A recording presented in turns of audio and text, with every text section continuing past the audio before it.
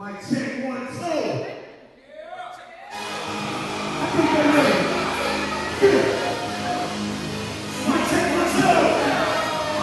Y'all ready? Y'all ready? Let's get it. Let's get it high. I'm all in.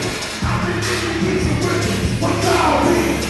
This is that girl. This is what's the world in. Now it's time for me to open up. It's time in. They say they grind, say they grind. See they move, say they out. They say it's dark.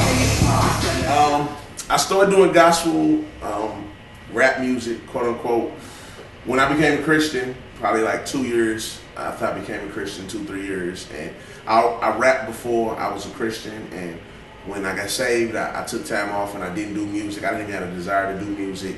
And once I started learning a lot of stuff about the Lord, music was always something, a part of my life.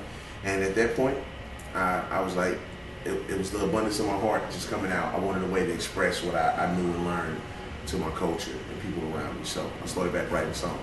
Okay, so how do you come up with your lyrics? How do you know that this is what God has put on your heart to present to the people? How do you know that?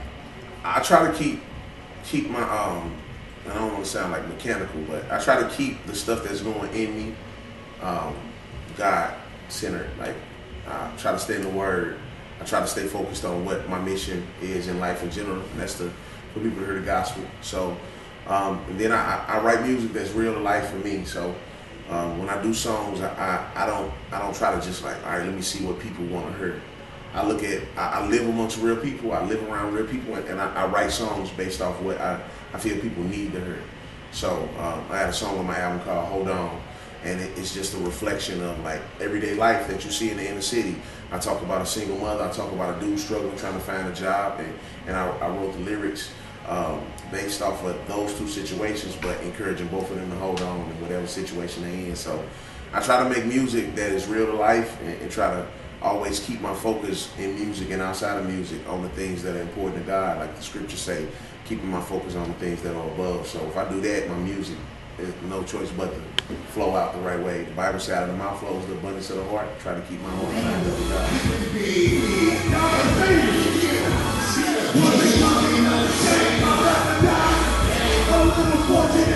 The streets remember my name. Oh, yes, I've been in the streets. I'm in the zone now. Telling the truth, but only you and I. That's how I eat.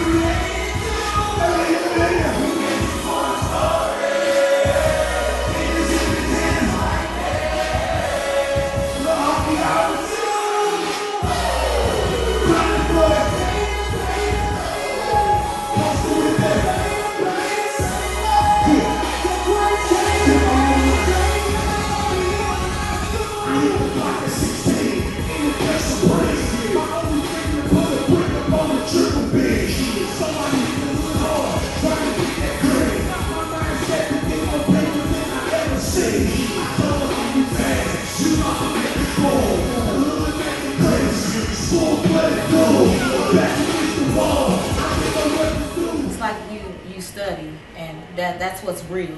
Yeah. I know you have a family. How is it being a family man and being a part of your ministry where you have to travel and go see people and be away from your family? How is that? Man, my wife, she's a rock. She helped me keep. When the scriptures say that God gave Adam to help me, like she is truly that. Like when I have to be gone from home, I miss him. Like I'm always wanting to get back home, but me and her both understand what I'm supposed to do. Like so, when I'm home, I'm home. Like, and the beauty is that up until a little while, I was working from home. So when I'm at home, if I'm doing work in my office, when it's like my wife isn't afraid of me, I'm not popular to her. I'm her husband. So she has no problem saying, all right, that's enough. You know what I'm saying? She has no problem saying, hey, I want to go do this today, or I want to do that. She knows how to hint around to me to let me know that she wants some attention from me. So, and I know like when to turn it off and say, all right, I need to I need to spend time with my wife. So she helps me out a lot in that, man. Like she's a rock. Like the Lord put the right person with me to deal with that kind of stuff. If I'm sleep, don't wake me up. It's better than a good dream. She might be from God, so I call her my good days. I put that ring on the left hand, ring on my left hand. Let's go and make the best. That we will spend our life together. This not a one-night thing. She'll be my wife forever. Sickness, whatever. Gonna set the door, baby girl, it's fine together. Come on, feel more than sun. Say she's mine. Yeah, say, take everything that I take mine. You can take mine. Believe mine.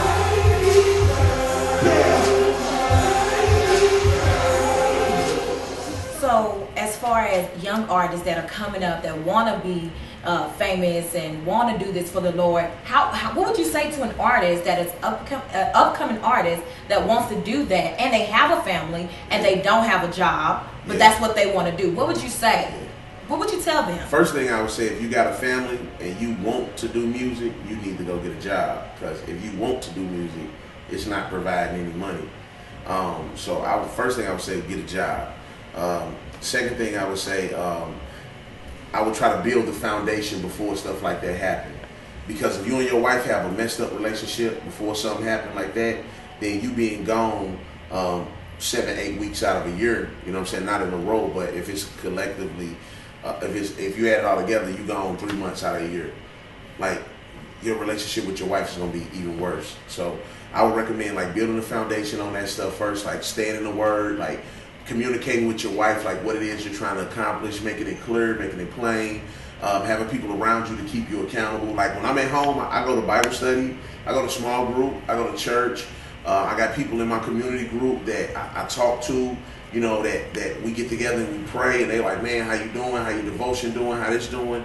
So I would recommend having that kind of stuff, the basic foundation of Christian principles in line before you even try to pursue something like that, because that it's only gonna get worse if it's not in line.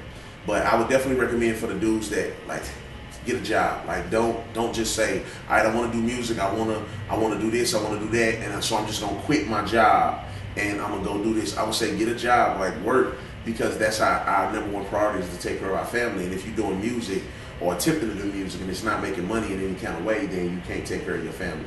And that's our first responsibility. The scriptures say a man that don't support his family is like a Gentile. So it used that reference to say, if you don't support your family, you're like a non-believer. So if I forsake everything that has to do with my family to go pursue my dream, but at the same time my family is struggling for me, then I'm not following God. After all, I'm actually chasing my own dreams and my own vanity, because that's not the way God works. But I would say, have your foundation straight. Make sure you got people around to keep you accountable. Make sure you relate. If you have a family, a wife, make sure that relationship is solid before you go pursue that. If you don't have a wife, you have all your time to be single and serve the Lord. I still will have accountability through my church, so they can know what you're doing, and I will practice my craft and learn as much as I could about music. Just so you want to do the best at what you're doing. We trying to glorify the Lord. I fell up off the crib, pull off the driveway, hitting at your bridge, headed straight to the highway. I gotta thank the Lord that I'm alive today, because He could've let me die when I'm trying to straight. You know my windows, I put my whip on. Man, it's a lovely day, just rolling with my dudes. Your boy Russell City, been welcome to the Lou. Now meet them boys that rap the Lord with what they listen to. Y'all know we bump that taste. I used to bump that bass. I used to bump it hard while out there bumping bass. But now I'm bumping great. Y'all hear me play. And we will. That way, let's process it. Down, grow. We got down. What's up, y'all? This your boy Thi'sl, and right now you're watching Gospel Floes TV. So keep it locked. We got the